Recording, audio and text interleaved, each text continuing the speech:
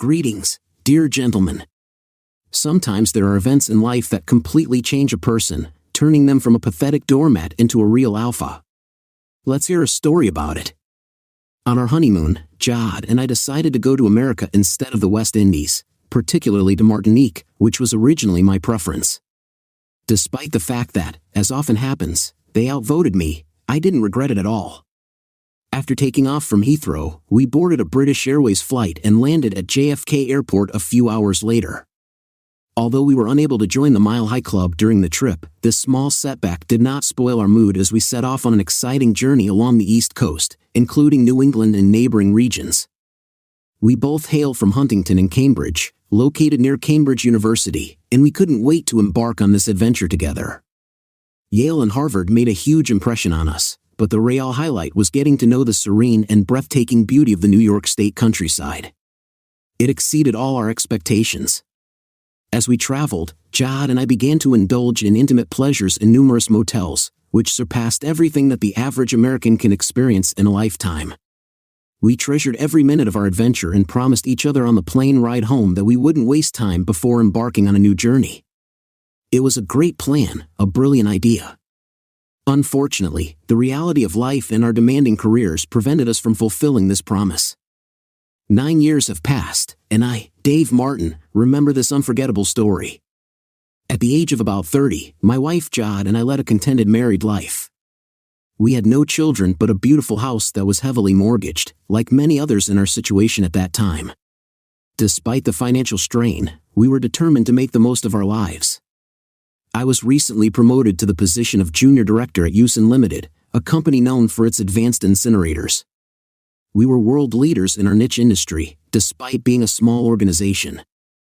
I successfully developed with it, thanks to the leadership of George, my boss, who practically owned the company. I think I was about 4th or 5th on the list. Jad had achieved considerable success, but as a teacher, her promotion depended on her experience and skills. Sometimes she got upset because I was ahead of her. Later, I wondered if this hidden jealousy was affecting her actions. Undoubtedly, we still loved each other, although perhaps not as much as when we got married, but this was to be expected. Our romantic life was quite satisfactory, but we hadn't been on vacation for almost a year. Jad finished school last week, and our much-needed vacation on the sunny beaches of Spain was supposed to start the very next day. Jad insisted that we go shopping together in search of new holiday outfits, and it's not surprising that I only managed to find one pair of shorts. Jad ended up buying 4 or 5 new outfits, each of which was more revealing than the previous one. It was the last outfit she chose that gave an impetus to her adventurous nature during the holidays. Jad began to show a bolder and more independent character, participating in events and wearing outfits that she usually did not consider at home. On that day, it was clear that she had already imbued with the spirit of the holiday, as evidenced by the blouse she chose. She handed it to me, wanting to know my opinion. "Do you like it?" she asked eagerly, awaiting my approval. Noticing its slight transparency, I casually remarked on it without expressing any dissatisfaction. Agreeing with my remark, Jad confidently replied, "Then that's exactly what I'm looking for." Realizing that she needed to try it on, she disappeared into the fitting room, leaving me surrounded by 6 or 7 other men patiently waiting for their significant others. I wondered if Jad would make the decision herself or show it to me to get my opinion. I had a feeling that she had chosen a pretty attractive bra that morning, so if she came out, she would surely please a few lucky ones. To my surprise, she walked straight into the waiting area without stealing a glance around the corner, as some girls usually do. But I was still wrong in my conclusion, and it wasn't about the bra. Maybe she was wearing it originally, but since she took it off to model the blouse, it didn't really matter. I, like the other men present, was shocked when Jad proudly showed off her new blouse. The blouse was a smooth black color, and although it seemed thin, it still provided some coverage. Well, I couldn't deny that to some extent, it concealed her breasts, but I couldn't fully confirm this. What term or phrase was I looking for? Hide it? No, that's not quite right. Protected her beauty? Absolutely not. Kept her modesty? Hardly, if at all. It seemed that my Jad was exposing herself to all the men present, as if she were completely naked. I couldn't say for sure, but I was very worried about it. Jad was absolutely delighted with her purchase. She bought the blouse, and we went to the next store. There, we found a new bikini, although it was difficult to even call it such. Jad disappeared into the fitting room and slowly began to try it on. In the end, she pulled back the curtain, exposing herself. My heart began to pound, and I realized that several other people waiting nearby were also stealing glances at her. I must say that Jad is an incredibly attractive young woman, 6 foot tall, with a slender figure. "Where's the top?" I asked her. Jad exclaimed with pure delight, "We're going to Spain." It was true, my wife needed a bikini top. Last year, we visited the same place, and after a couple of hours, she confidently threw off her top, joining other women sunbathing topless. During our entire stay there, she never bothered about it again. But now, we were in a shopping mall in Cambridge, far from the sunny beaches of Spain. While I was hesitating whether to express my opinion, 2 fans readily expressed their approval. Jad, enjoying the attention, giggled and playfully turned around to demonstrate a different angle. "Can I have it?" she asked. And I stood there, not knowing whether to be embarrassed or turned on by her demonstration. One of the guys cheekily said that he would give it to her, which caused a burst of laughter from the others. Realizing that the situation was escalating, I conceded, "Okay, you can take it." As I was driving home, my thoughts started to wander. Jad's behavior seemed out of character to me, indicating that something was wrong. My wife, Jad, had a strong-willed character, and when upset, she always sought retribution. 4 months before, she started flirting with one of her colleagues right in front of me. It came to the point that she passionately kissed him on the dance floor, and I remained standing, watching their intimate communication. Uncertainty clouded my mind as I wondered where his hands were wandering at that moment. After that, we had a heated argument during which I told her everything I thought about her humiliating act in front of everyone. But her reaction was far from remorseful. Instead, she shifted all the blame onto me, saying that it was all my fault. According to her, I forgot that it was the anniversary of our first date a few days ago, and she decided to teach me a lesson by making me suffer. Then, about a month later, I came home late when we were supposed to go to dinner. On the way home from a meeting with a client in the north, I was stuck in traffic for about half an hour due to an earlier accident on the motorway. The road took 4 hours.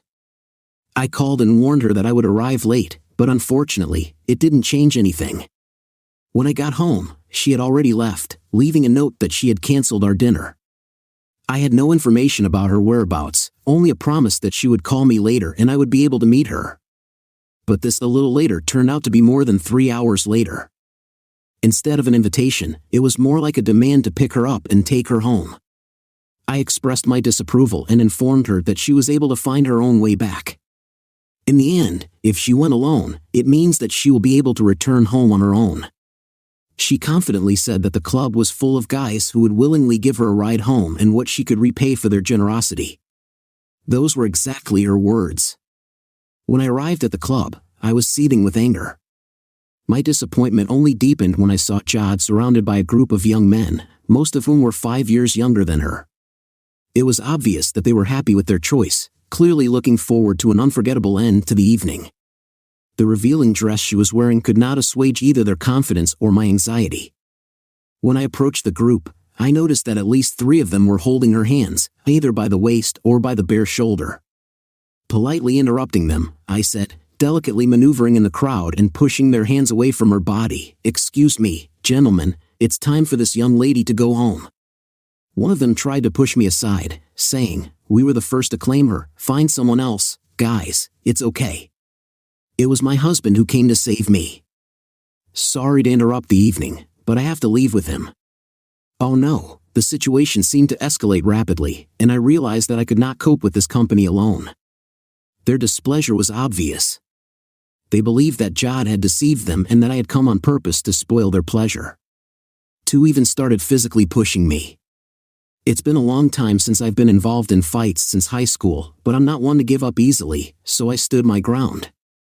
The situation was quickly escalating, but then Jad interrupted them again.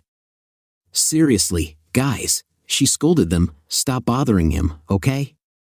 Her words calmed them down a little, but the tension in the air remained palpable. Jad didn't calm down and continued, seemingly enjoying the chaos. "Okay, then," she announced, "I will kiss each of you goodnight, and then my husband and I will hit the road." Although it might have calmed them down, it only made me angry. "Sure, why don't you kiss one of them, Jad? You're not welcome here anymore. Don't you dare show up at home tonight. This is the end." The presence of bouncers caused a commotion, the people around us quickly dispersed, and the bartenders removed the glasses from our place. While most of the young people in the company seemed to have retreated contentedly, the two instigators remained as excited as I was. It was obvious that trouble was brewing, and I was in the middle of it. Two impressive bouncers appeared out of nowhere and forcibly intervened, physically separating us. I can't deny that I felt a sense of relief, although I was still full of adrenaline and ready to fight everyone. "Stand still," one of the bouncers ordered sternly, pushing the young people back. "Before seeking our help, I recommend that you leave, my friend," he advised, gesturing to my companion. There are times when it is necessary to protect the honor of the wife, and there are times when it is better to show prudence. I chose the latter, preferring the easier way, and pulled Jad along with me. Moreover, at that moment, I agreed with his opinion. The car ride home passed in silence, and upon arrival, we again began to argue hotly. For about 3 days, we hardly spoke to each other, and I warned her that if she repeated such actions in the future, it would have consequences. The possible consequences will be extremely serious. Now, let's go back to the incidents that occurred in the locker room and discuss their causes. She warned me in advance that I have to work tomorrow morning while we are planning to leave, and she doesn't like it very much. In my opinion, there is a significant difference between simply exposing her body to strangers and actively luring them with her flirting, as she did before. Although I must admit that it turned me on to a large extent, the thought of Jad wearing her provocative outfits and going topless, surrounded by other men during our vacation, caused me some excitement. But I firmly believed in the need to establish boundaries. I didn't mind others admiring her beauty, but it was completely unacceptable to cross the line of touching. That night, our passion flared up, and we made love. The next day, I had a single appointment with Butch. He was a sincere and simple man who came from America to evaluate our products. My boss, George, had recently visited their company, and now he was coming back to look at our work. I had to quickly guide him through the production process and subsequently accompany him to the existing plant. After a short lunch together, I intended to leave, giving myself enough time to return home, change clothes, and catch our late evening flight to Stansted Airport. When Jad found out about my plans, she was furious, insisting that I cancel the meeting with Butch and find a replacement for him. I tried to explain how important this meeting was for our company. The conquest of the huge American market could spur our expansion and open up even greater opportunities for me. But as it turned out, my wife's dissatisfaction played a role in our quarrel that occurred the day before. She accused me of caring more about my job than our relationship and yelled at me when I refused to support her idea. Despite this, I decided not to mention that we had repeatedly had to cancel plans because of her duties at school, as I believed that our relationship would improve when we went on a trip. I knew about Jody's self-centeredness and righteousness when I married her, but it was a choice I made voluntarily. I had no reason to complain given the circumstances. Before leaving, I kissed her gently on the cheek and reminded her that she should be ready and assembled by my return home in a few hours. Being late for even a minute can cause upset. The meeting went great, even better than expected. Surprisingly, I have a good relationship with Butch, despite the fact that during his previous visit a few months ago, I met him only briefly. He asked some interesting questions, but I handled them confidently. At the end of the working day, I was sure that we would soon finish work on the order. "Where should we have lunch?" he asked around 11:30 a.m. I suggested a local pub where we could have a quick snack and a beer, but he rejected my idea. "No," he replied, "let's go to Mari's instead. In a more relaxed atmosphere, we will be able to discuss the many issues that I need to discuss with you." Looking at the time, I realized that I had free time and agreed with his proposal. An hour passed, and we were already halfway to the meal when he overwhelmed me with a lot of unexpected questions. I couldn't help but be surprised at how much he really wanted to know about our company and product. I should probably call my wife and warn her that I might be late, I thought, heading to the toilet. Carefully, I explained to him, not wanting him to hear about the impending explosion. After that, I decided to wait another 10 minutes before reluctantly interrupting him and explaining why I needed to leave. It's not easy to turn down such a potentially important client without hesitation, but I still had a little time left. "What?" Jad shouted when I told her about it on the phone, not wanting to listen to my attempts to assure her that we still had enough time. "I warned you about the consequences of your tardiness. You will regret it, and I am determined not to miss this vacation, even if I have to go without you," she warned angrily. Despite my attempts to calm her down, my efforts were in vain. Where our conversation ended, we were both full of anger at each other, and she completely ignored what I wanted to say. Disappointed, I decided to go back to Butch and explain my situation to him. I asked him if he could find his own way to our meeting place, as it would save me about 20 minutes, so I would only be delayed by 5 minutes compared to my original plan. Considering that Butch was also a married man, I was sure he would understand my situation. "Welcome back, Dave," he greeted me when I returned to the table. "Understanding your lack of time and the upcoming flight, I consider it necessary to be frank with you." I couldn't help but wonder how aware he was of my predicament. As I sat down at the table, I couldn't shake the feeling that he was about to cancel a promising new order, which I believed was secured. How did he know about my rush? It was obvious that my haste had the opposite effect. If only I had mentioned my busy schedule at the beginning of our meeting. "Dave, I want to offer you a job with me," Butch said confidently. "Would you like to move to the USA?" "Could you repeat that, please?" I asked in disbelief. "I'm watching you closely, Dave," he continued. "Although George has not informed you yet, we are planning to obtain a license to manufacture your installations in the USA, and we need a person with your experience who would help us set up work. George recommended you, Dave, as the most suitable person for this job. Naturally, he doesn't want to lose you, but this opportunity could bring Alskins a significant fortune in the next decade or so, and he believes that it is you who can make it successful." "George knows?" I said, astonished. "Yes, Dave, but he refrained from unnecessary information until I met you and decided that you were the right person for me." Overwhelmed with joy, I sank into a chair, feeling the warmth spreading over me. I am moving to America to work as an executive in a well-known company, I thought, thrilled. Jad was thrilled to hear this news. We often thought about how wonderful it was and how we had a great time there, but I never imagined that I would have the opportunity to return under such incredible circumstances. As Butch quickly presented the package he offered, I was amazed by the salary, stock options, company BMW, and even an apartment until we found our own. The list seemed endless. "Do you need to catch a plane, young man?" he asked. "Maybe you'll let me know about your decision after your vacation, when you can discuss it with your wife." But I couldn't wait. "I agree," I stammered. "And I'm sure my wife will agree." We both got up from our seats and shook hands, completing the deal. Butch was rushing me to pick up my wife as soon as possible and catch the plane. Lost in thought, I made sure that I still had enough time. When I got to the parking lot, I took out my mobile phone and called my home number. As expected, it kept ringing, but there was no answer. Looking at the time, I realized that 2 minutes had passed since I promised to return home, and then I heard her voice. "Where are you?" she shouted into the phone. "I'm on my way home, honey," I replied, excitement in my voice. "And wait until you hear what I want to tell you." "Dave, you don't care about me, do you?" she asked, her tone full of disappointment. I was speechless for a moment, but unfortunately, she was not at a loss. "Your job is all you think about." "You don't care about me," she continued.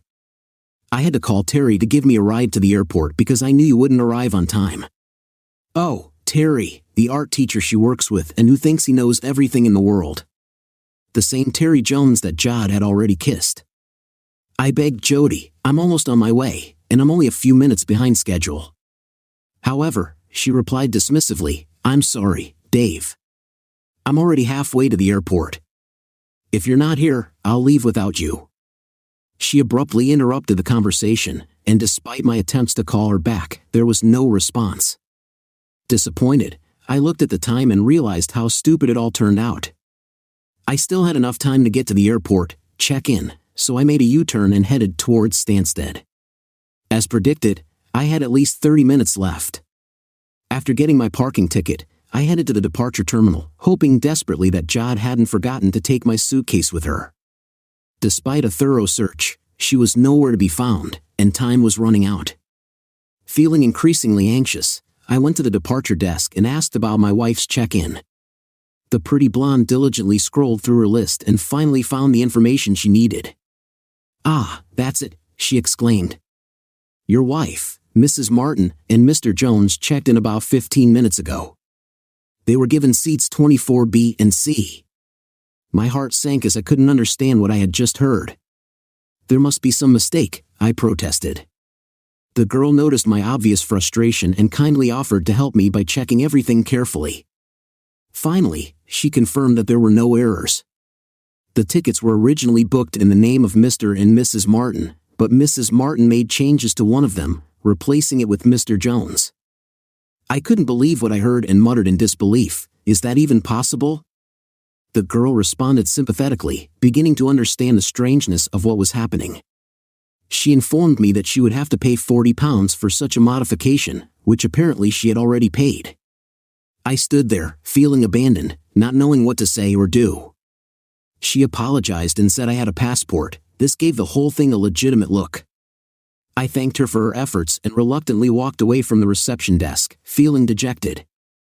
What really happened? What are her true intentions? The situation went beyond a joke. Looking at the departure board, it immediately became clear that the plane had not yet taken off, and boarding had not even begun. I hurriedly headed for the exit, but I couldn't get past the counter and get into the departure hall. "No boarding pass, no entrance," the airline staff muttered, trying to reason with me. But when they threatened to call security, I realized that I was losing. Defeated, I resigned myself to fate and headed to the airport bar. Burying my face in my palms, the events of the last 30 minutes had completely turned my world upside down.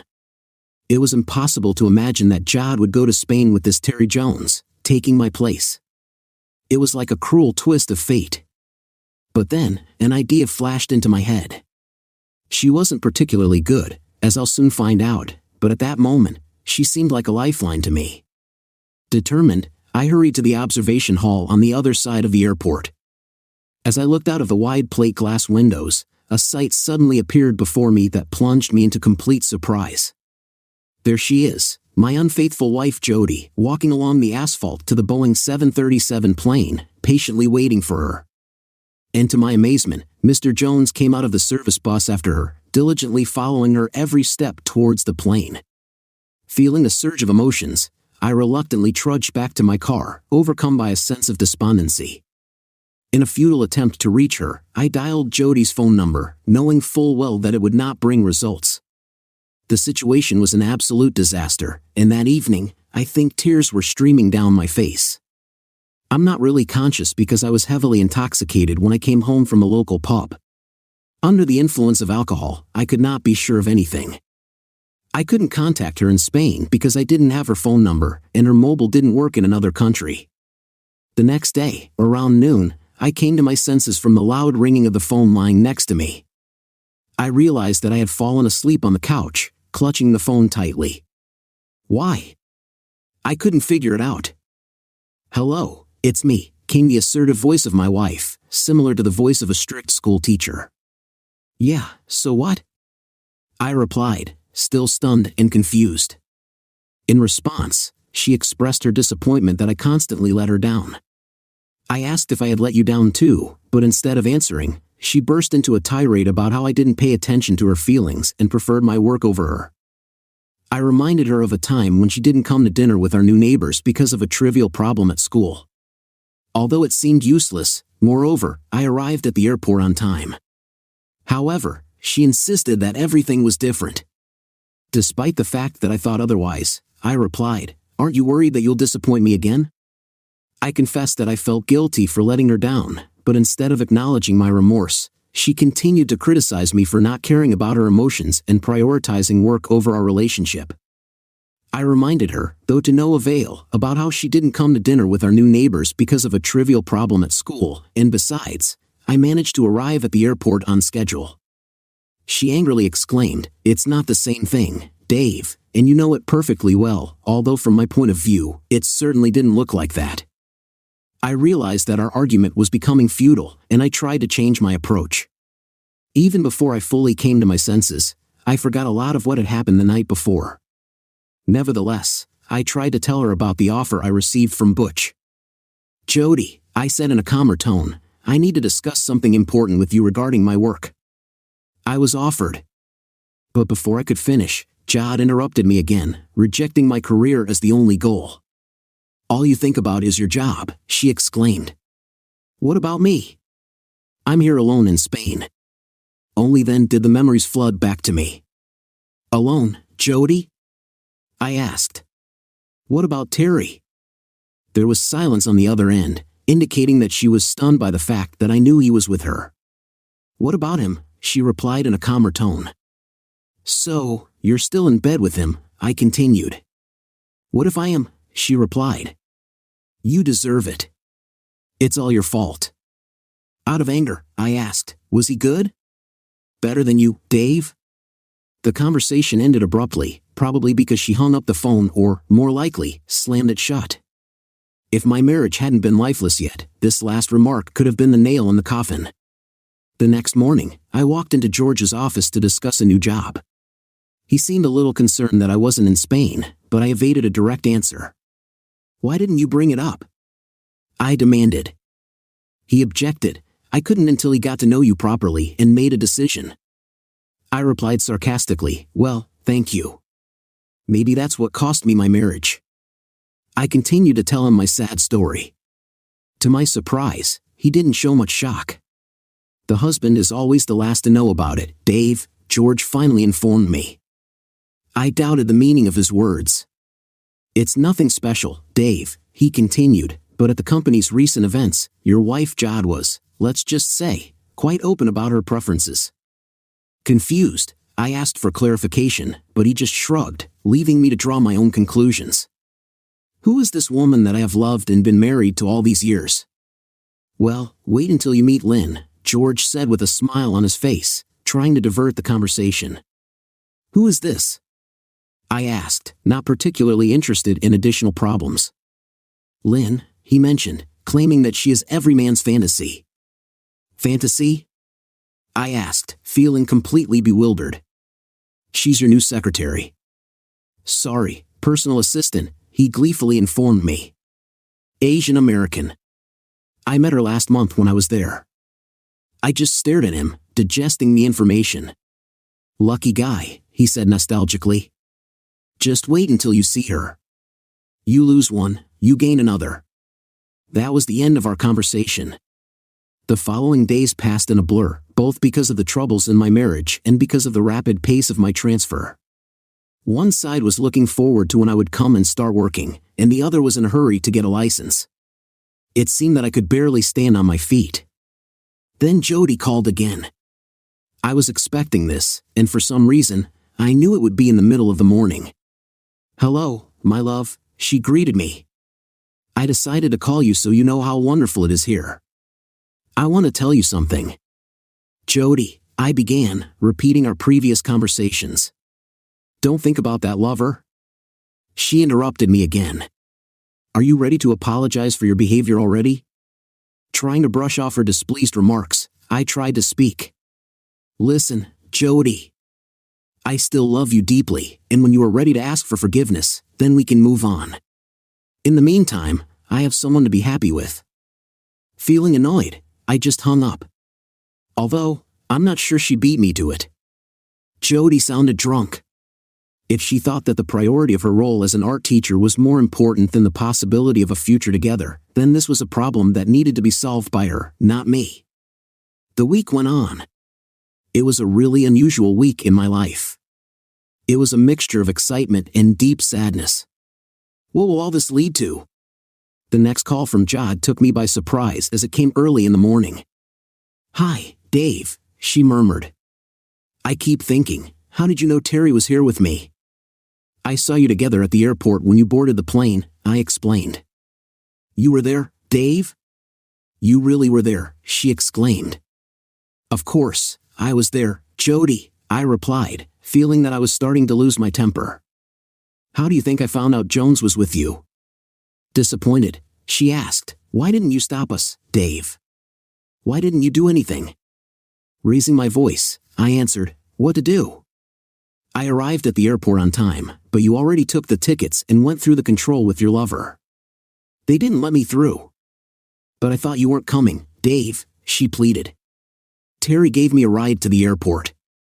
I was furious and asked him to join me. I responded honestly. Honey, I didn't know you were there, she pleaded. And your friend Terry happened to have luggage and a passport with him, didn't he? I couldn't listen to her explanations anymore. Oh, Dave, I started, but before she could finish, I abruptly hung up. I think she tried to call me a few more times, but either I wasn't there because I was busy with preparations, or I just preferred not to answer. Eventually, after a few days, I decided to pick up the phone. Hi, is that you, Dave? I heard her voice. Yes, Jody, it's me, I replied. What do you need? There was a pause before she said softly, you, Dave. I desire you.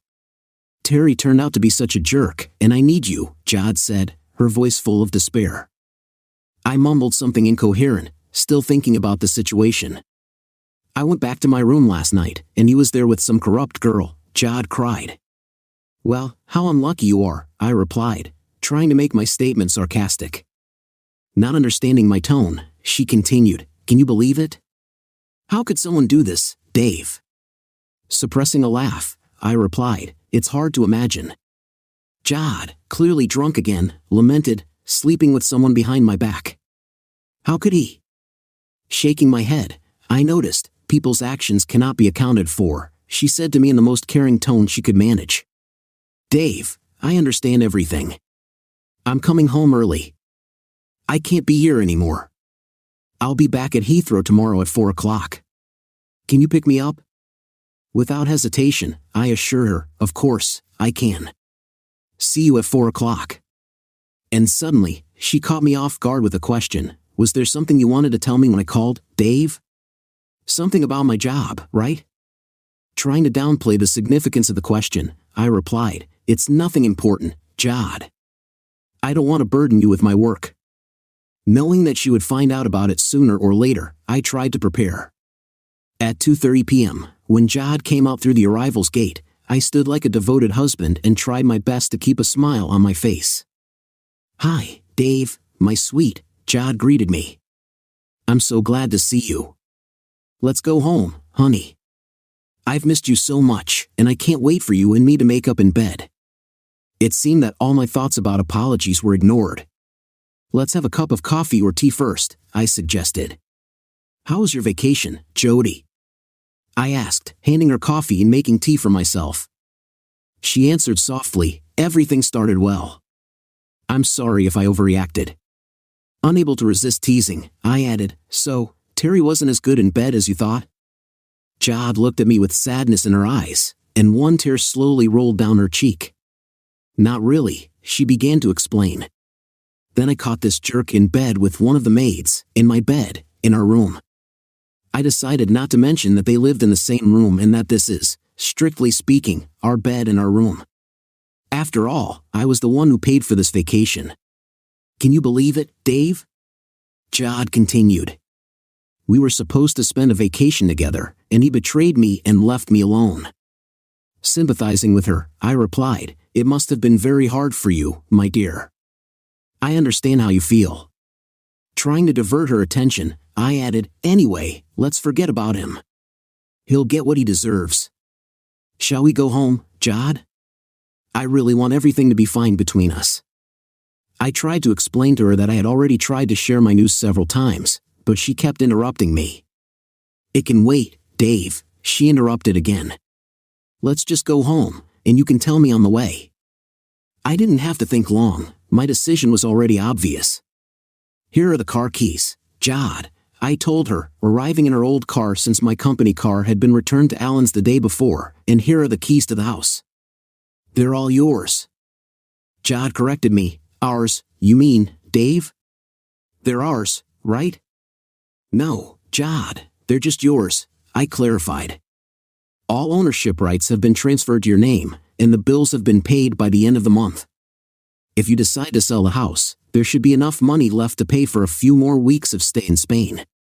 Jod stared at me with a blank expression, not understanding what I was talking about. "Oh, and I noticed that one of your tires is almost bald, and there's a strange noise coming from the gearbox," I added, but Jod kept looking at me, still not understanding what I was trying to convey to her. "What I'm trying to tell you, Jod," I continued, "is that I won't be joining you.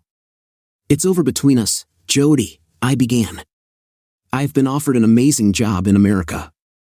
It's a great salary, great benefits, and everything I've ever dreamed of." A huge smile spread across Jody's face as she absorbed the news. It made me a little sad. "When are we leaving for America?" she asked enthusiastically, momentarily forgetting about our previous conversation.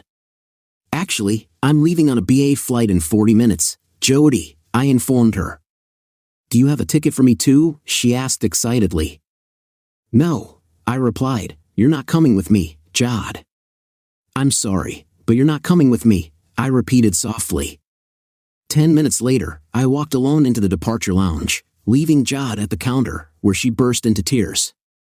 From the bottom of my heart, I left the image of her tear-stained face in my memory, marking the moment when I left her life.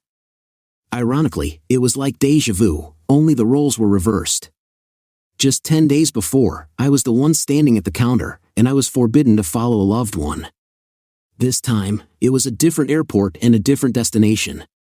9 years, 3 months, and 6 days had passed. I was back at Heathrow, in the same terminal from which I had flown all those years ago. It wasn't my first visit, but this time, it was different. I had been there for 2 weeks and planned to stay much longer. The licensing agreement with Butch's company in Huntington, USA, turned out to be stunningly successful. I climbed the career ladder and became the co-head of this division of his company, receiving a significant share in the form of a large block of shares. Over time, Butch became a close friend of mine, and as a result of an unexpected turn of events, it was through him that George approached me with an offer to return to the UK. George was planning to retire and wanted me to take over as managing director of USAN. Since I left, the company has experienced significant growth, largely due to cooperation with the American company. This cooperation allowed the company to enter a much wider market for its products. It made sense for all stakeholders, especially for me because by taking this position, I would eventually acquire a significant stake in this company. I stood patiently in the arrivals area, looking forward to the arrival of an old colleague from Butch's company who had been very supportive from the very beginning. Although she no longer worked there, I was glad to know that she would join me in the UK. Even before I saw her, I felt her presence. The atmosphere changed, all the men in the waiting crowd seemed to perk up almost involuntarily. Straightening up, Lynn was just as amazing as the day I first saw her, if not more. Her smile lit up the entire terminal when she noticed me, filling the space with radiance. Leaning over to her 2 companions, she excitedly pointed at me, and they both hurried to meet me. "Dad! Dad! I've missed you so much!" Maddie, our 5-year-old daughter, exclaimed, jumping into my arms. She was very much like her mother and had already left behind a trail of broken boys' hearts when we moved to the UK. "Hi, Dad," greeted my 8-year-old son, a little more reserved but with a smile that spoke volumes. He was already quite tall for his age, and it was interesting for me to watch his transition from American football to the European version, football. Maybe one day, he will wear an Arsenal shirt and play for our team. It was the beginning of a new chapter in our lives. When my beloved wife came up to me, she greeted me warmly and kissed me on the lips. While I was at Heathrow, I met Jody by chance. To be honest, I barely recognized her.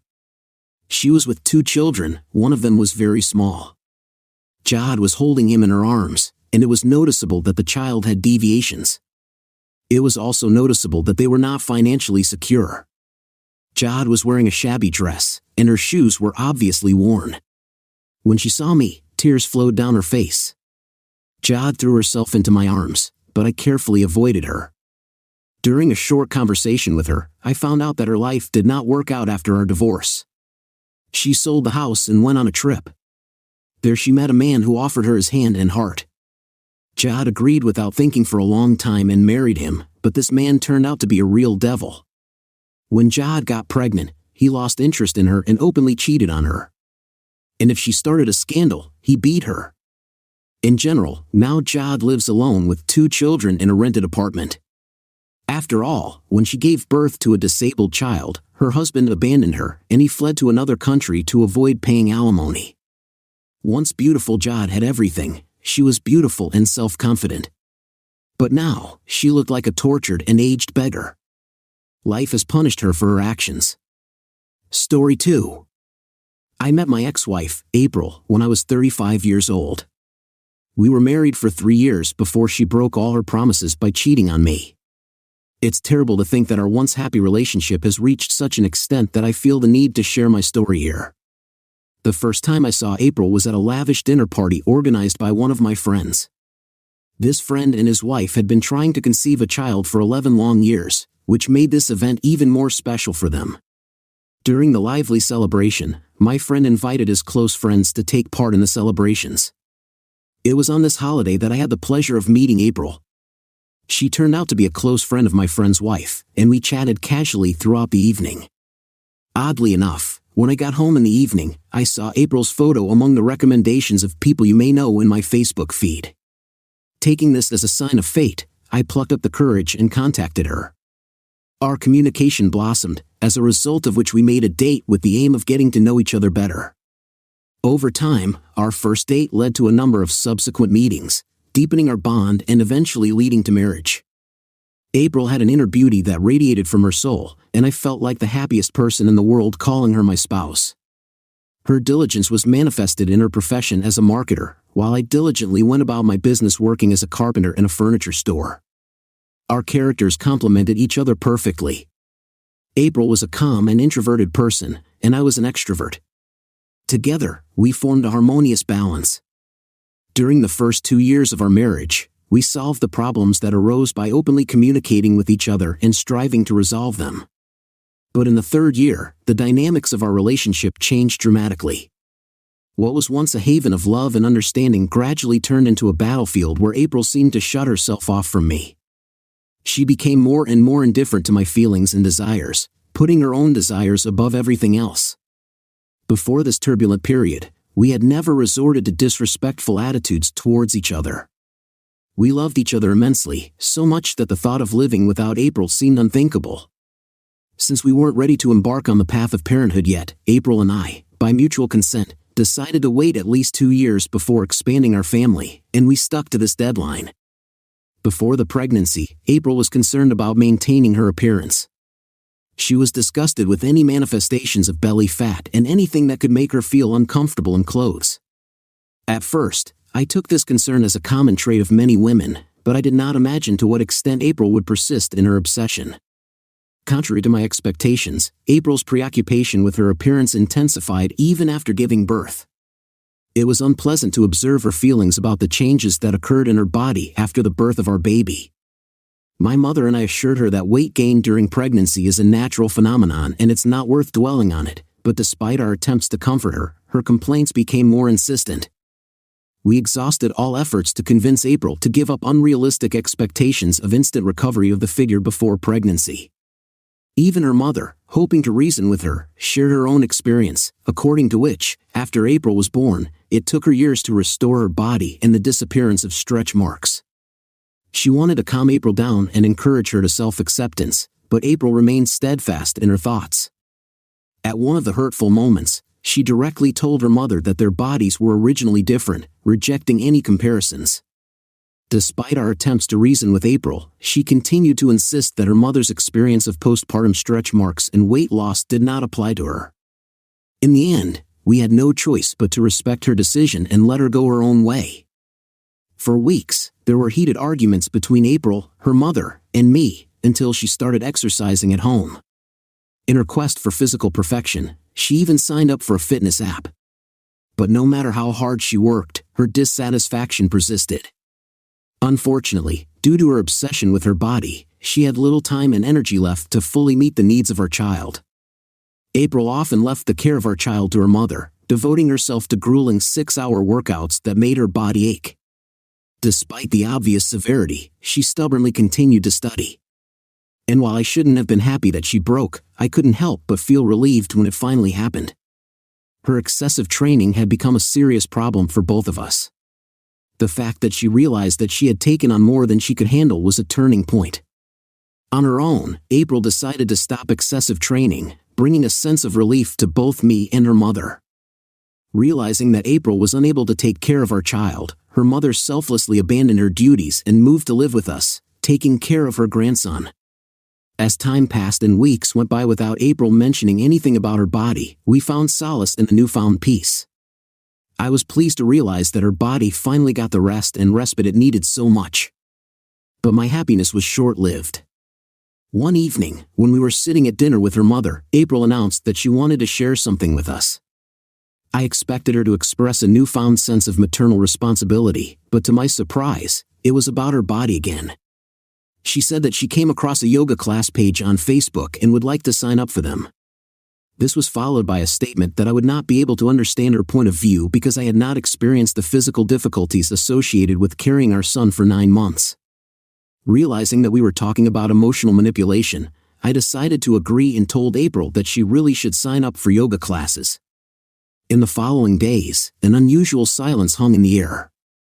Trying to understand her point of view, I took the trouble to study information about postpartum depression on the internet. This newfound understanding made me act cautiously, avoiding actions that could further complicate the situation for April. As time went on, April attended yoga classes with constant diligence. I couldn't help but notice the newfound sense of happiness that came from April and her enthusiasm for the simplest joys of life. Before starting yoga classes, I carefully chose my words, weighing my compliments before expressing them. Even such an innocent thing as my admiration for her old dress could be perceived by her as mockery, which led to an unnecessary skirmish. This pattern persisted with regard to her appearance and in almost all areas of our communication. Previously, April was inclined to distort my words, implying that I wanted to call her fat or making remarks that overshadowed the moment of our communication. But everything changed as soon as she started doing yoga. It was as if she had turned into a curious teenage girl eager to explore the world and rediscover herself. I was in for a pleasant surprise when she started looking for confirmation from me, asking my opinion about her sketches and outfits.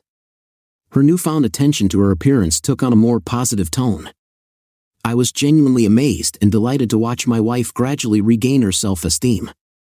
I believe that the positive influence of other women doing yoga in April's class began to influence her consciousness and led to the fact that she began to look at her body from a new point of view.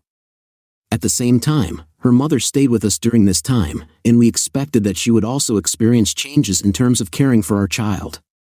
But it turned out to be a difficult task for us. April relied heavily on her mother to care for our son, often preferring to leave breast milk in bottles rather than breastfeeding him directly. This made the problem worse. But there was still a lot of interesting things ahead. April began to attend yoga classes not once a day, but twice a day. Disappointed that she spent less and less time with us, her family members, I expressed my concerns. I expressed my opinion that her new passion for yoga seemed to consume all her time, leaving no opportunity to be together. Unfortunately, April responded with a defense, rejecting my point of view and stating that she did not intend to sacrifice yoga classes for our family vacation. Even more irritating was the fact that she was granted a vacation for several months. In an instant, our once happy and harmonious relationship turned into a relationship marked by constant quarrels. It seemed that not a day passed without disagreements between us in one form or another. The focus of the debate shifted from a relentless pursuit of yoga classes to more pressing everyday issues. It upset me that her poor mother, who already bore all the responsibility for caring for our child, had more and more responsibilities. Neglecting such important household chores as cleaning, cooking, and laundry only added fuel to the fire. For my part, I tried to find a balance between work and caring for my son, trying to maintain at least some semblance of stability in our strained relationship. Our son, it seems, was a night owl, often waking up late. Realizing how hard it was for her, I decided to carry my son in my arms at night, knowing that my mother-in-law would be exhausted. Unfortunately, April didn't show much concern about our son's nightly awakenings. Instead, she simply covered her head with a pillow, hoping to drown out the screams and give preference to her desired 10-hour sleep. This scenario began to repeat itself, and I often found myself alone in the middle of the night looking after my son. Over time, my dissatisfaction grew, and it reached the point where I could no longer put up with the imbalance in our joint responsibilities. When I told April that she wasn't looking after our son at night, she defended herself by saying that she had already carried him for 9 months and now it's my responsibility. Such reasoning seemed illogical and incorrect to me. I could not understand how a mother could neglect her own child and put her fitness classes above his well-being. As if these problems weren't enough, April started coming home late without any explanation. For the first time, she said that it happened because of gatherings with her yoga classmates, so she decided to join her yoga classmates to have some fun. Although I didn't mind her spending time with her friends, I was upset that she didn't inform us of her plans and left us waiting at the dinner table. I hoped it would be a one-time incident, but unfortunately, it was just the beginning. April began to stay late regularly, explaining this by individual yoga classes with her instructor. When I heard about her individual classes, I felt disappointed and skeptical. The idea that April would attend individual yoga classes in addition to her already busy schedule did not appeal to me. It seemed unnecessary and raised questions about why she felt it was necessary to conduct individual classes. I expressed my concerns firmly, saying that I would not tolerate her neglecting our family for selfish reasons. The disagreement escalated into a heated argument, which eventually led to April running out of the house and spending the night at a party. It was an unprecedented case, and I was full of anxiety and couldn't sleep all night. Her sudden absence caused concern not only for me but also for her mother, who shared concerns about April's well-being. In alarm, we called all of April's friends, desperately trying to find her, but none of them reported that she had gone to them. Besides, she didn't answer my calls. Deep down, I couldn't help but blame myself for the rude words I said. Fortunately, April returned home the next morning, and I wasted no time in offering her my sincere apologies. It was an unprecedented quarrel for us, as a result of which both her mother and I were shocked by April's characteristic decision to leave the house in anger. April also apologized, admitting her rude behavior and expressing remorse. April explained that she decided to spend the night in a motel because she didn't want to burden her friends, and we accepted her explanation to our relief. In the following days, she seemed to change her behavior and began spending more time with us, but the following week she returned to her old habits. I couldn't get rid of the nagging feeling that there was something wrong with her story about the night at the motel. No matter how hard I tried to dismiss these thoughts, they did not leave me. Driven by my suspicions, I decided to conduct further investigation, determined to get to the truth. I was tormented by the suspicion that April might be dating someone else after yoga. During our tense quarrel, she was constantly chatting on the phone. When she abruptly said that she needed to be alone and left, it only fueled my doubts. Deciding to get to the truth, I resorted to researching her phone. It may seem unusual, but April seemed to be more connected to her phone than to me. She was always chained to her device, even when we were in bed together. Talking on the phone seemed to prevail over our communication. When I looked into April's phone that evening, hoping to find evidence of my suspicions, I was disappointed. There was no indication that she was involved in any kind of romantic relationship or even in a conversation with anyone else. All the messages I found came from a group chat and yoga class conversations, with a few close friends and messages with a yoga teacher. None of these messages seemed suspicious to me. During a thorough search, I also checked the rest of her phone for hidden or deleted dating apps, but to no avail. It seems that my intuition deceived me, and I found myself at a loss, since I could not find anything suspicious on her device. Feeling dissatisfied with the initial search, I decided to turn to April's WhatsApp messages for further investigation. Inadvertently, I opened a message from her yoga teacher, which at first did not seem important to me. But when I came across their last exchange of messages, my curiosity was sparked. The yoga teacher asked about a specific area of the body that was causing her discomfort. In response, April said she felt better but expressed a desire to receive his magic touch for complete healing. I was even more alarmed by the fact that the rest of their previous messages were clearly missing, which led me to believe that April had intentionally deleted them. This discovery only deepened my fears and increased my sense of anxiety. The last message from her yoga teacher turned out to be a continuation of the previous conversation, which made me suspect that there was not enough in their exchange of views. I carefully read and reread the message, trying to understand April's response. It allowed for various interpretations, but no matter how I interpreted it, it was clear that she was hiding something from me. All night, I couldn't get rid of the thought that she might be having an affair with her yoga teacher, but I quickly dismissed these thoughts as groundless speculation. But the next day, seeing with what genuine enthusiasm she attended yoga classes, this thought popped into my head, making me doubt the nature of their relationship again. With growing suspicions, I decided to get to the truth myself. After a morning yoga session, April returned home and went about her usual business, and left again in the evening. That evening, I decided to take matters into my own hands. I came to the place of her yoga classes about an hour before their end and found an inconspicuous place to wait. As time passed, I watched all her fellow students leave the hall, but April was not noticeable. I waited patiently for about 30 minutes after the end of the class, feeling increasingly anxious and unsure of her whereabouts. Minutes passed, and neither April nor her yoga teacher still appeared, and my heart began to beat faster, causing me an irresistible feeling of fear. After enduring another 15 minutes of waiting and not seeing them, I decided to take the situation into my own hands. Despite the locked gates of the yoga hall, I noticed a window through which I could look inside. With curiosity and apprehension, I looked through the window and was greeted by a ringing laugh. I realized by the voice that it was my wife. With trepidation and disbelief, I carefully tried to open the window, and fortunately, I succeeded. Through the partially ajar window, I saw a sight that broke my heart. She was sitting on her yoga coach's lap, and his hands were lying intimately on her. In order not to be noticed, I quickly hid behind the entrance wall and silently watched April passionately kissing her yoga coach. I was struck by the irony because we hadn't exchanged such passionate kisses for several months. She always kept her distance, claiming that her body needed time to recover. For 3 minutes, while I silently watched their intimate exchange, I was overcome with pain and anger. Deciding to capture the fact of her betrayal, I quietly took out my phone and carefully recorded what was happening.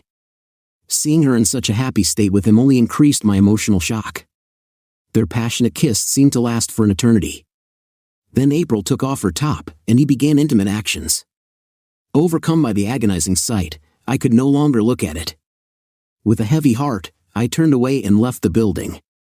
When I got home, I waited for April's arrival, which came an hour later, filled with a mixture of emotions that threatened to engulf me.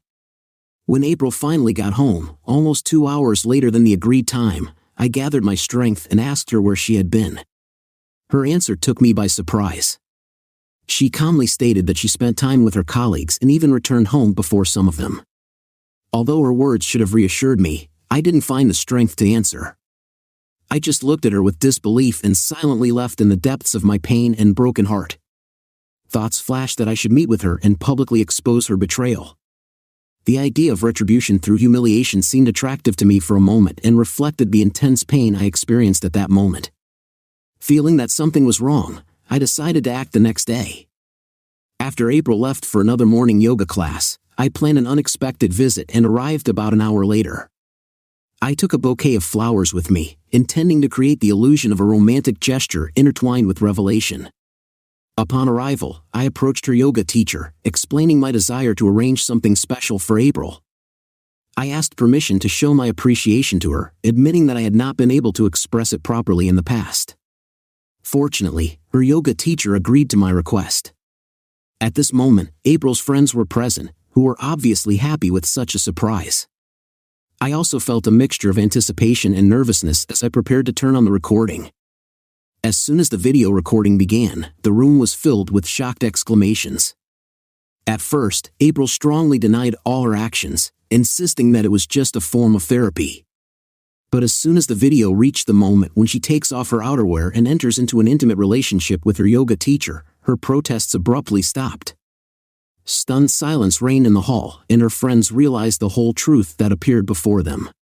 When I asked April's colleagues if an innocent therapeutic session was captured on video, the hall was filled with their unanimous answer, no.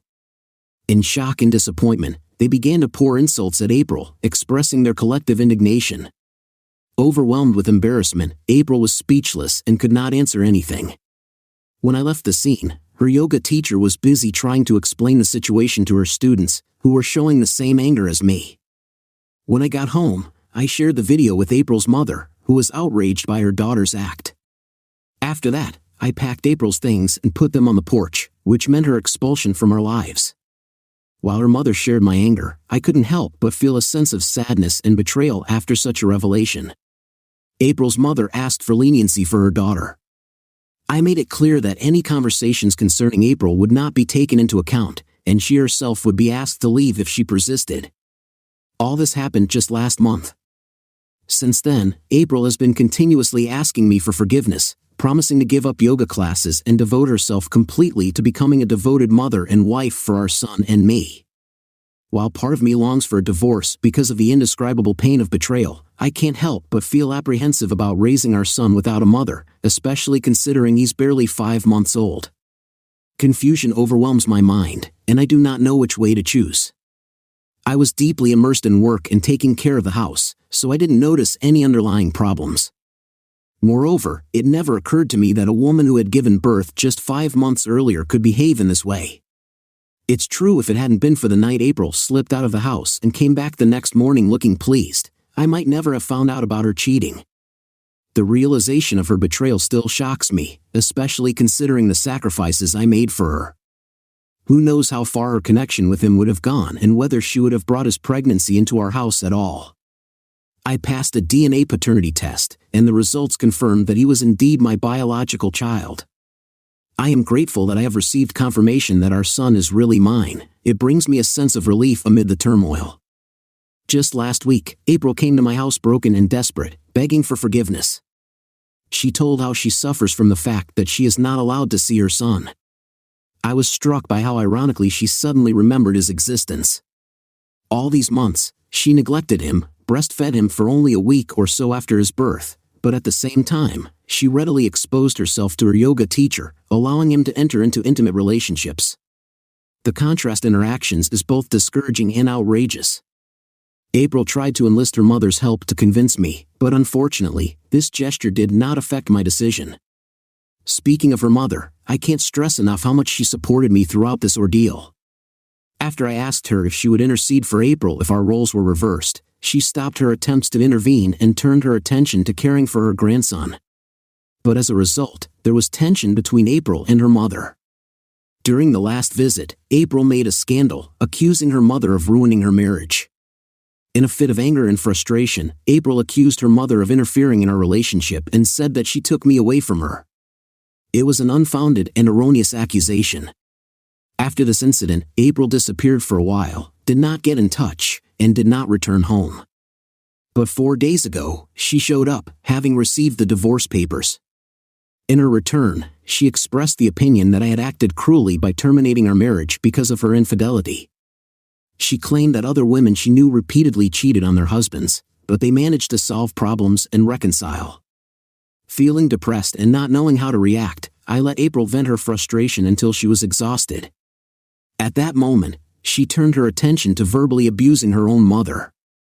Instead of continuing to scold me or make a scandal, she hurled cruel insults, accusing my mother and me of having an illegal relationship and considering her mother shameless for allegedly stealing her daughter's husband. This false accusation deeply disappointed her mother, and she decided to express her hurtful words to April. By a tragic coincidence, in a fit of anger, April physically injured her own mother, and this act caused me deep sadness and concern. In light of the aggravation of the situation, we had no choice but to involve the authorities and call the police.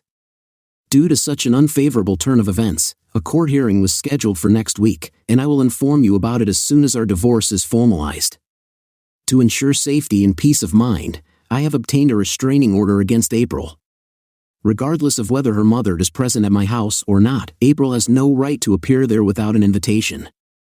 I am pleased to announce that April and I have officially divorced, which has allowed us to end this difficult period.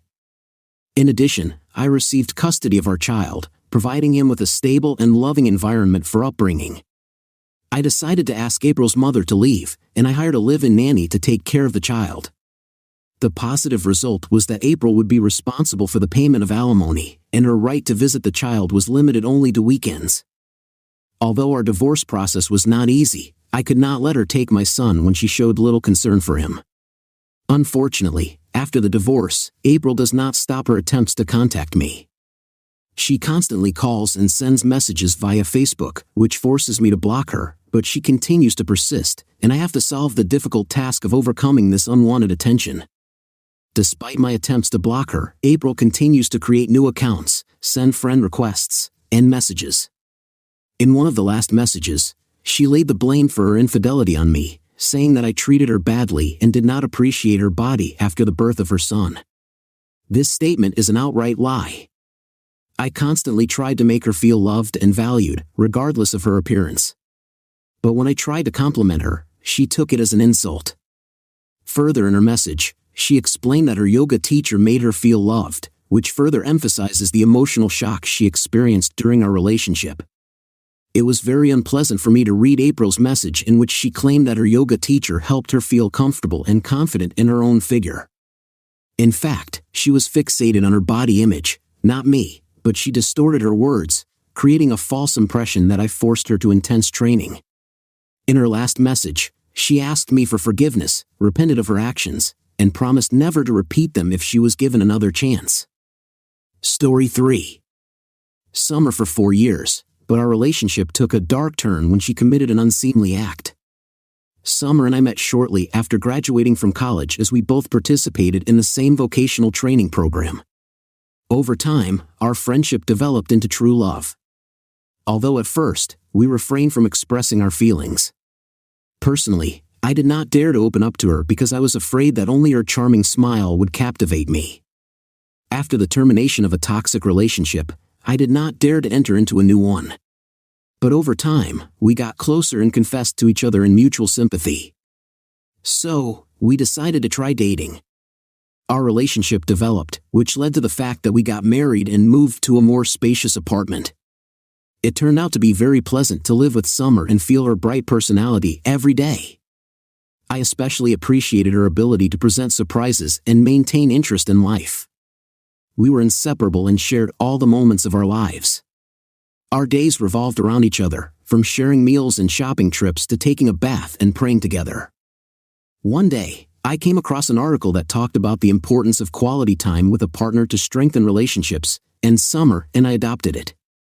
Before we tied the knot, we made a conscious decision to postpone the birth of children until we felt completely ready, which would allow us to fully enjoy each other's presence without any interference. Despite the fact that Summer held a responsible position as a secretary at a well-known technology company, we retained a deep closeness and dedication to our life path. I worked as a builder, and our income allowed us to lead a modest but refined lifestyle.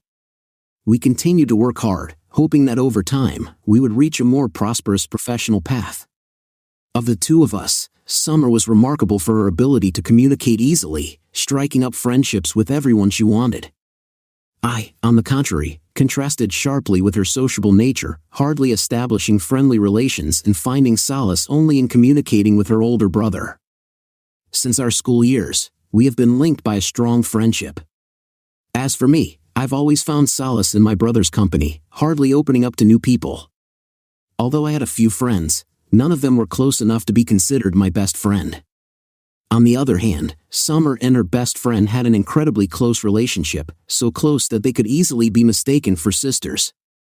They had gorgeous blonde hair, the same eye color, and similar behavior. Claire has become an integral part of our family, like a cherished relative. We continued to spend time together. Claire, her husband, the owner of his own business and a lawyer, often invited us to his home, and we, in return, received them at home. In addition, we periodically planned trips with the whole family and tried to meet at least twice a month. As an introverted person, I made a conscious effort to establish a strong bond with Claire's husband.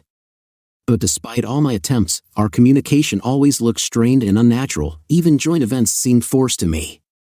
But despite these feelings, we stubbornly continued to maintain communication. I never complained when Summer and Claire organized walks or family vacations. I understood that Summer wanted us to have fun and not be absorbed in work. Moreover, I used these cases as an opportunity to overcome my introverted tendencies. That's why Claire's husband didn't seem like a stranger to me. Summer was in close contact with him, and their friendship lasted at least 2 years. I wasn't aware of any suspicious activity between us until Claire asked to meet me at the cafe. When I met Claire that day, her face was worried, and the first words that escaped her lips were, "I think my husband is cheating on me." At first, I was at a loss because her husband seemed to be the epitome of loyalty. He showered her with boundless love and idolized her every step. I had dinner with Summer and her husband at their house, where I noticed that her husband treated Claire with great adoration. He made her feel like the most important woman in the world. Over time, Summer began comparing me to Claire's husband, constantly emphasizing all the caring gestures that he did for Claire and I didn't seem to do for Summer. Her complaints became constant, irritating me to the limit. It seemed that Summer was feeling jealous of her best friend, despite the fact that Claire knew how her husband treated her. She never admitted it. The fact was that Claire's husband inherited a thriving landscaping business from his father. As a result, he did not have to work hard, and money easily poured into his life. This allowed him to shower Claire with luxurious things and extravagant feminine items. Every time she received one of these gorgeous gifts from her husband, Claire eagerly called her friend Summer to share the good news, and they discussed them animatedly. Immediately after the end of the conversation, Summer hurled a barrage of derogatory remarks at Claire, questioning her dignity for receiving 2 luxurious bracelets in just 3 months. Despite the fact that I knew about it, I preferred to keep it to myself, believing that it is natural for a best friend to crave what her closest friend possesses. So when Claire confessed to me her suspicions about her husband's infidelity, I was surprised. Realizing that it was useless to defend him, I refrained from trying to vouch for his innocence. Trying to understand her point of view, I suddenly realized that she wanted to talk to Summer, not me. When I asked Claire about this confusion, I was shocked. Her answer left me speechless. My throat was dry. Claire told me about her suspicions that her husband is having an affair with Summer, her closest friend and my wife. Filled with disbelief, I struggled to find words, assuring her that Summer could not betray her friendship by entering into such a relationship with her husband. I tried to be a loving husband for Summer, constantly showering her with affection and attention. I may not have been able to shower her with gifts like Claire's husband did, but I always tried to give her gifts for birthdays or for any special occasion that we celebrated together. Although it was hard for me to believe that Summer could betray me by cheating on her best friend's husband, there was a part of me that couldn't prevent such a possibility. Recently, Summer has changed her wardrobe, opting for more form-fitting and revealing outfits. She flaunted these outfits both at work and every time she went out. Undoubtedly, they emphasized her youth and attractiveness. Being a man who respects his wife's fashion choices, I refrained from commenting. But I didn't know that Summer had an ulterior motive for wearing these miniature dresses. She wanted to seduce her best friend's husband. After listening to Claire's concerns, we made a general decision to conduct our own investigation before drawing any conclusions. When I got home, I waited patiently for Summer to fall asleep so that I could study her phone unnoticed. To my surprise, there was no evidence of wrongdoing. Deciding not to leave any doubt, I carefully combed through all her social networks in the hope of discovering at least some possible connection with Claire's husband. Unfortunately, my efforts did not yield any results. Not calming down, I continued the search for a whole week, carefully examining her work laptop. But I did not find any evidence. I couldn't help feeling guilty when I was looking for something that maybe didn't even exist. Due to the fact that over the past few weeks we have become increasingly distant from each other, I have a suspicion that she may have someone else, even if it is not Claire's husband. I didn't know that Claire had taken matters into her own hands and hired a private investigator to spy on her husband. After an agonizing week and several days of observation, Claire's suspicions turned out to be correct. Summer was secretly dating Claire's husband. The sight of countless photos and videos capturing their intimate moments broke our hearts. It is difficult to determine who has suffered more from this betrayal. Perhaps it was Claire, as it was difficult for her to accept that 2 people whom she completely trusted could deceive her in this way. Personally, my emotions went beyond heartache and turned into strong anger.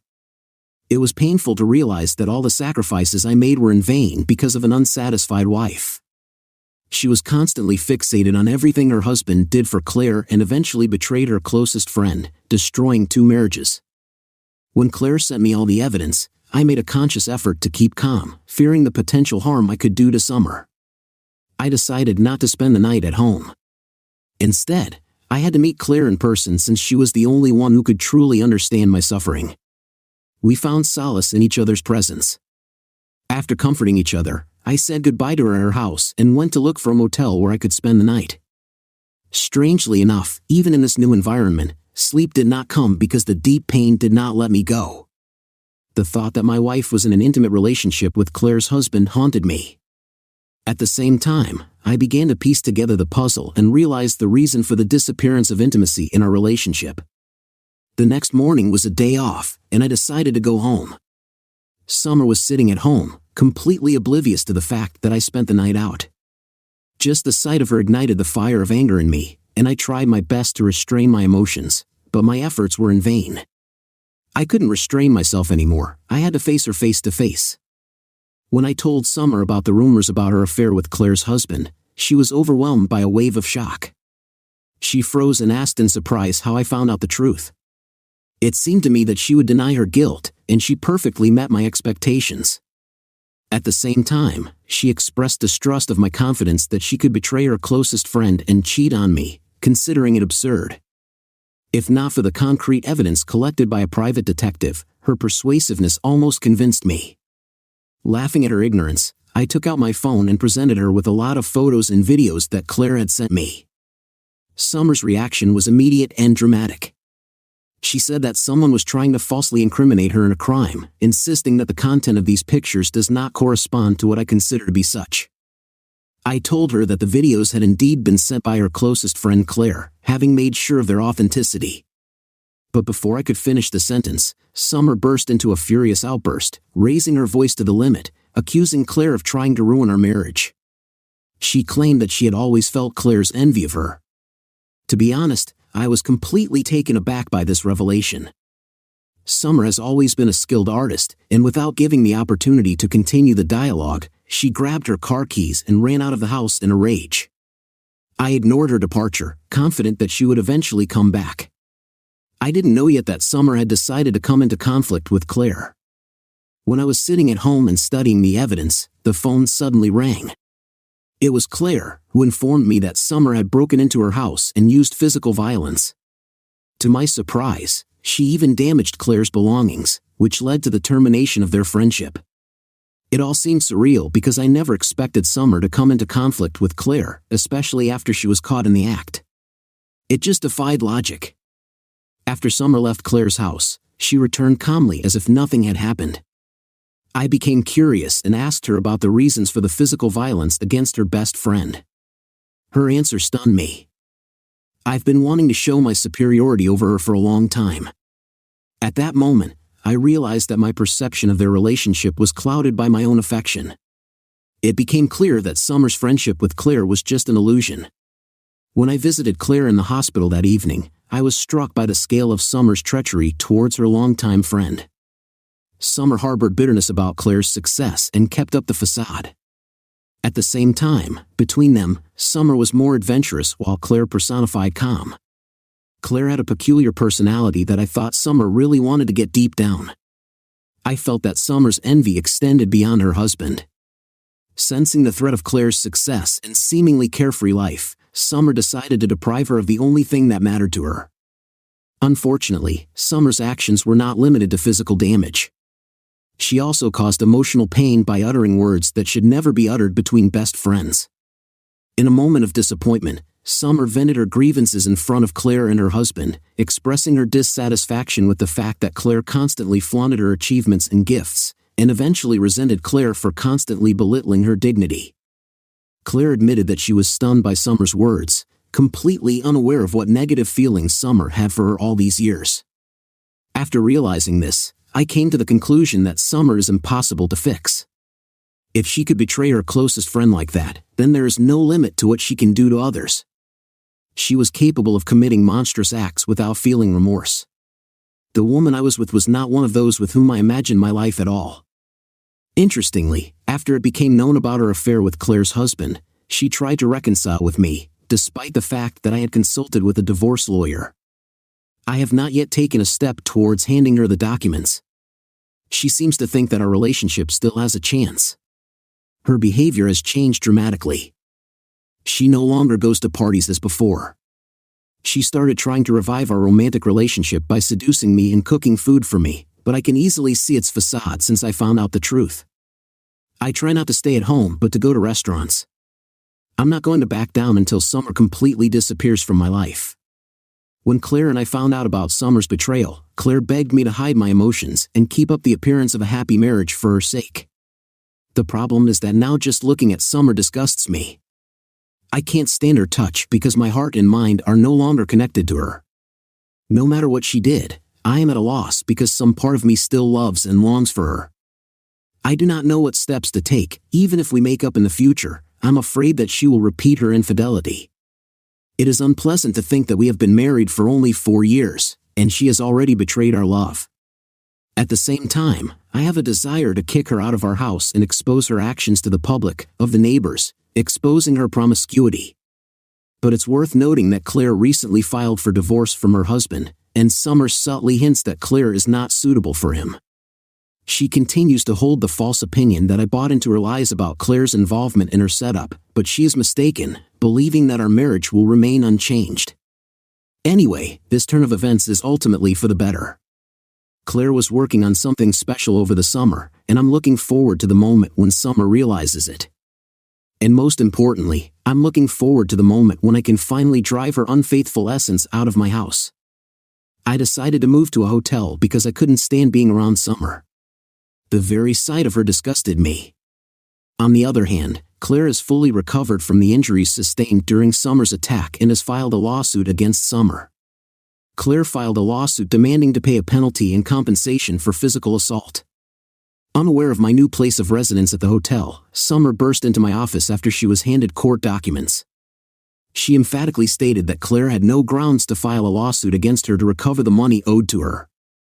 She refused to give her money, saying that Claire had provoked a quarrel. Trying to defend herself, she came up with a false version, but I knew that wasn't true, as she had previously talked about her dominance over Claire, which contradicted her claim of self-defense. I made it clear that I am no longer interested in interfering. She had made her own path, and now she had to walk it alone. As a result, the court ruled in favor of Claire. After that, the court ordered Summer to fulfill her obligations to pay the money and also imposed additional punishment on her for attacking Claire in her own home.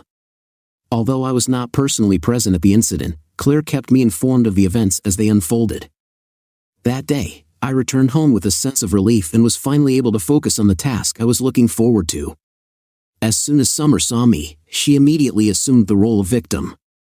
I made the decision to leave her to deal with the consequences of her actions and the ensuing chaos on her own. She had the audacity to say that I was the most terrible husband just because I didn't take her side. According to her, I had to join forces with her and launch an attack on Claire. After she finished speaking, I calmly explained to her that husbands should support their faithful and devoted wives and not betray their trust, as she did. It was unpleasant for me to watch her continue to pretend to be innocent and ask for clarification of my words. This stupid innocent expression on her face only fueled my anger, forcing me to raise my voice even more and yell at her. I told her about her affair with her best friend's husband.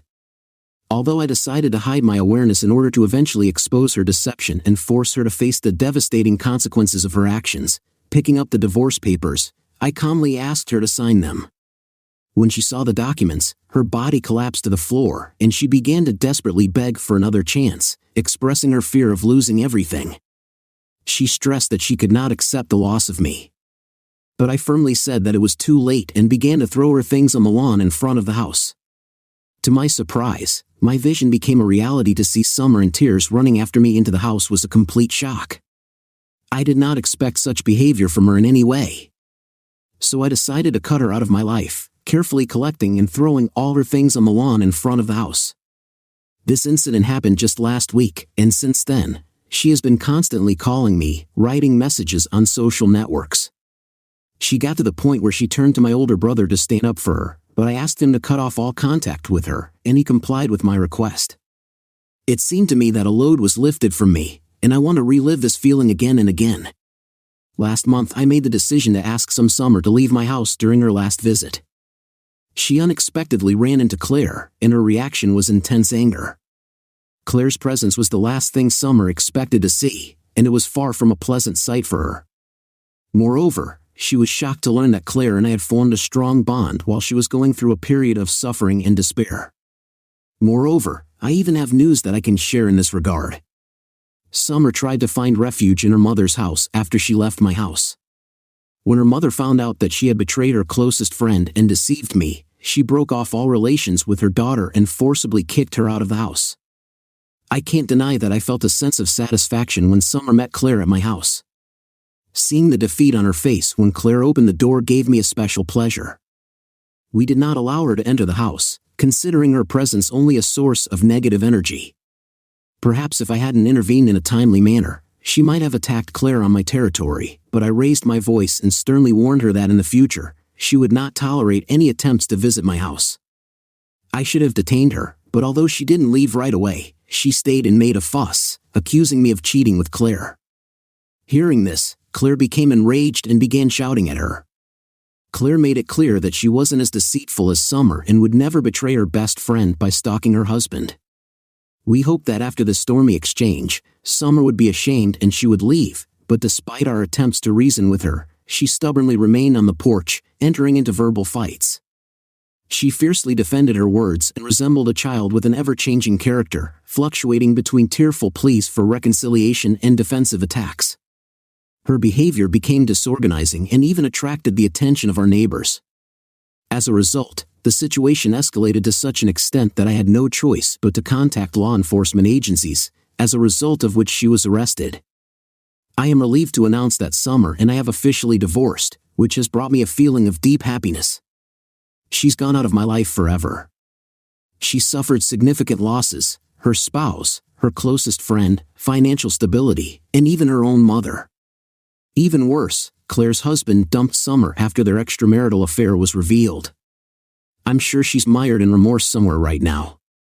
Whatever consequences await her, she undoubtedly deserves them.